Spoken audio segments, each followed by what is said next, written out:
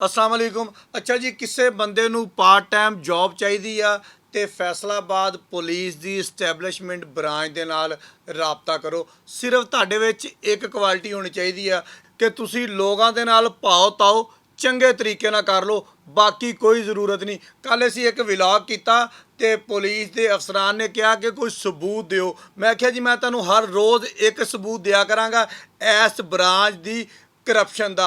एक बंदा जिहदा नाम अब्दुल खालक हैड कांस्टेबल आ, ਉਹਦਾ ਤਬਾਦਲਾ ਅਰਸਾ ਦਰਾਜ਼ ਤੋਂ फैसलाबाद ਦੀ स्पैशल ब्रांच ਦੇ ਵਿੱਚ ਹੋਇਆ ਹੋਇਆ।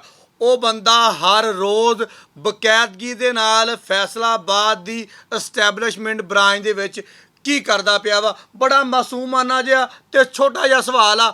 फैसलाबाद पुलिस के अफसरान सिर्फ इन्नी गल की तहकीकात कर रहे हैं। मैनू जो गल कह रहे हो कि जनाब तुसी करप्शन के सबूत दिओ, ਇਹ ਬੰਦਾ ਉੱਥੇ ਕੰਮ ਕਰਦਾ ਪਿਆ, ਇਹ ਬੰਦਾ ਉੱਥੇ ਆ ਕੇ ਭਾव ਤਾव ਕਰਦਾ ਪਿਆ ਵਾ, ਇਹਦਾ ਉੱਥੇ ਕੀ ਕੰਮ ਆ, ਇਹਦੀ ਇਨਕੁਆਇਰੀ ਕਰ ਲਓ। CCTV ਵੀਡੀਓਜ਼ ਸਾਰੀਆਂ ਤੁਹਾਡੇ ਕੋਲ ਮੌਜੂਦ ਆ, ਉਹ ਕਢਾ ਕੇ ਦੇਖ ਲਓ। ਇਹ ਬੰਦਾ ਕਿੰਨੇ ਵਜੇ ਆਂਦਾ, ਕਿੰਨੇ ਵੇ ਜਾਂਦਾ, डेली आंदा नहीं आंदा, दुध का दुध तो पानी का पानी हो जाएगा। साढ़े जराए का कहना वा कि अब्दुल खालक नाम का हैड कांस्टेबल स्पैशल ब्रांच की वैलफेयर ब्रांच दे विच काम करदा, उत्थे कोई कंप्यूटर का काम शाम करदा। इस तो पहले यह बंदा इस्टैबलिशमेंट ब्रांच फैसलाबाद की पुलिस के दफ्तर दे विच काम करदा रहा वा।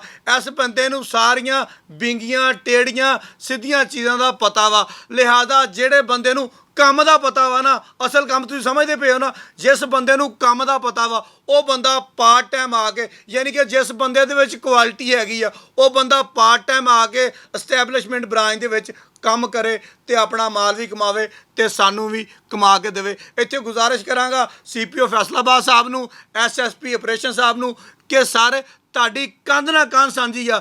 ਅਗਰ ਤੁਹਾਡੀ ਕੰਧ ਨਾਲ ਕੰਧ ਸਾਂਝੀ ਦੇ ਵਿੱਚ ਬਾਹਰੋਂ ਬੰਦੇ ਆ ਕੇ ਇੱਕ ਹਸਾਸ ਬ੍ਰਾਂਚ ਦੇ ਵਿੱਚ ਜਿੱਥੇ ਸਾਰੀ ਫੈਸਲਾਬਾਦ ਦੀ ਜ਼ਿਲ੍ਹੀ ਪੁਲਿਸ ਦਾ ਰਿਕਾਰਡ ਪਿਆ ਆ, ਜਿੱਥੇ ਤੁਹਾਡੀ ਸਾਰੀ ਪੁਲਿਸ ਦੇ ਤਬਾਦਲੇ ਹੁੰਦੇ ਆ, ਜਿੱਥੇ ਤੁਹਾਡੀ ਸਾਰੀ ਪੁਲਿਸ ਦੀਆਂ ਭਰਤੀਆਂ ਹੁੰਦੀਆਂ ਵਾ, ਉੱਥੇ ਆ ਕੇ ਅਗਰ ਬਾਹਰੋਂ ਬੰਦਾ ਕੰਮ ਕਰੇਗਾ, ਉੱਥੇ ਆ ਕੇ ਅਗਰ ਬਾਹਰੋਂ ਬੰਦਾ ਵਾਧੇ ਘਾਟੇ ਕਰੇਗਾ, ਇਸ ਗੱਲ ਦਾ ਜ਼ਿੰਮੇਦਾਰ ਕੌਣ ਆ?